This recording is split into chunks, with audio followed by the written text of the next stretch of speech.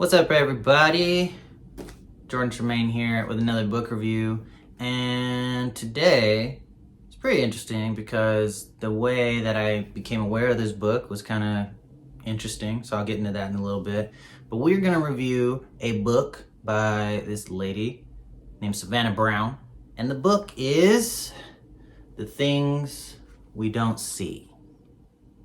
All right, so before we get into the book review of this book, it's interesting because I got a text message or some form of communication from a friend of mine I used to work with. We don't live in the same state anymore, so he's like far away. And he was like, hey, I watched this YouTube video and this lady's like interesting, and I think she might be interesting to you. So he forwarded me this video and I was like, okay. So watch the video, and it's a video of this lady, Savanna Brown, boop, boop, boop, that's her name, see? And she's asking a bunch of questions and saying a bunch of really interesting stuff in this video, and there's like different colors because she has a little light thing. So like, you know, like different colors, stuff like that. And so I'm watching this video, and she just wrote this new book, which is Things You Don't See. And, you know, the stuff that she said in that video, I'll put it in the description, where whatever this is. I don't know, seemed like she'd be a cool person to take to coffee or whatever, even though she lives in the UK, which is kind of, you know, far to go for coffee. But, because I live in California. She was interesting, so I was like, let me check out this book, see what's up. And I didn't know anything about the book, what it was about. You know, aside from I watched this video that my friend recommended, the author seemed interesting, so let me read this book she just wrote. So I ended up reading this book, and if you watch this channel, I don't read a lot of storybooks. I know I read The Lord of the Rings, but a lot of the books that I read are more information books. This is definitely a storybook, and I do like the fact that the front is shiny. Do you see that? That's cool. But this book, there's a main character, her name's Mona, and she's like a podcaster, so it's more of a recent story. It's not like from the 1400s because they didn't have podcasts back then. She does this like murder mystery podcast, and the book is about her actually going to this island to do some like investigative journalism type of stuff for a particular case for her murder mystery podcast, because it's not like she's making up murder mysteries. She's like chronicling real life events of like people that disappeared and stuff, and like trying to like give her audience the scoop on what really happened. Ooh. So through that, she does a lot of like, ends up doing a lot of self-reflection, whether or not that's on purpose or an accident is, you know, read the book if you want to know. But it's interesting because she's like uncovering this truth, and the way that it's written, it is, I don't know, it seems like suspenseful and drama and like a thriller kind of thing. I'm not too much into I know exactly like plots and themes and motifs and all the different perfect ways the story gets built. So I've used the wrong word, you know, whatever.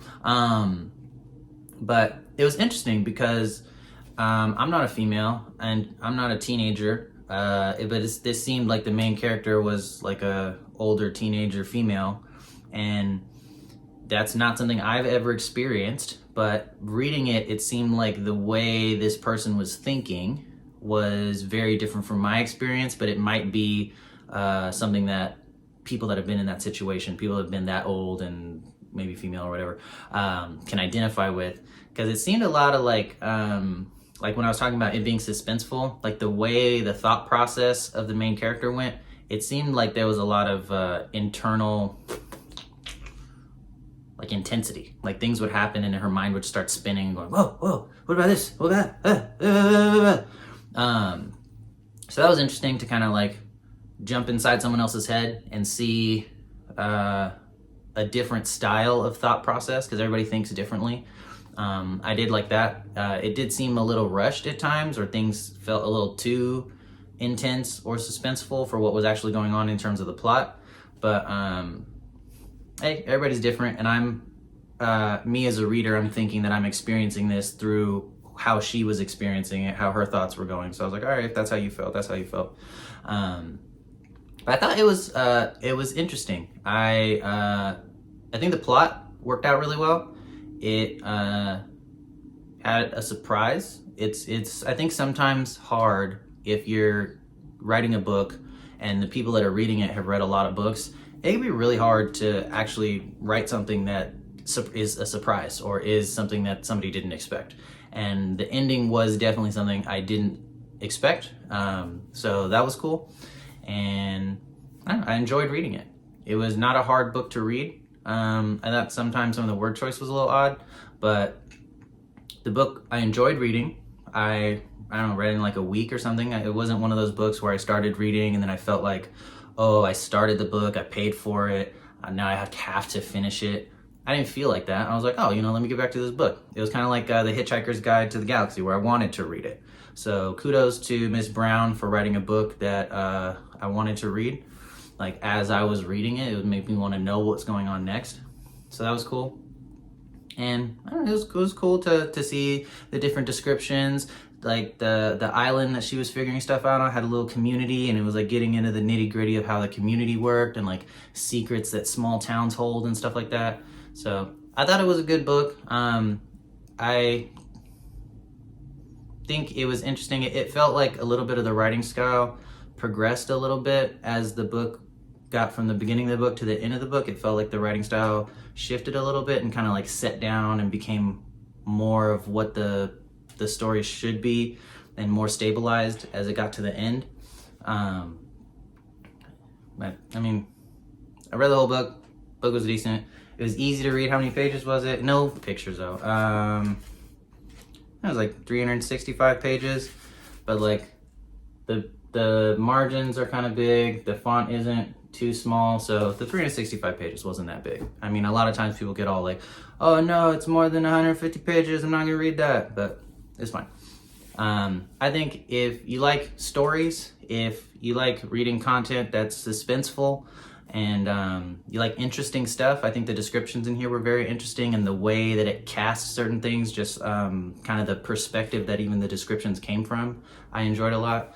So if you like that kind of stuff, I would recommend this book, because it's just a good story.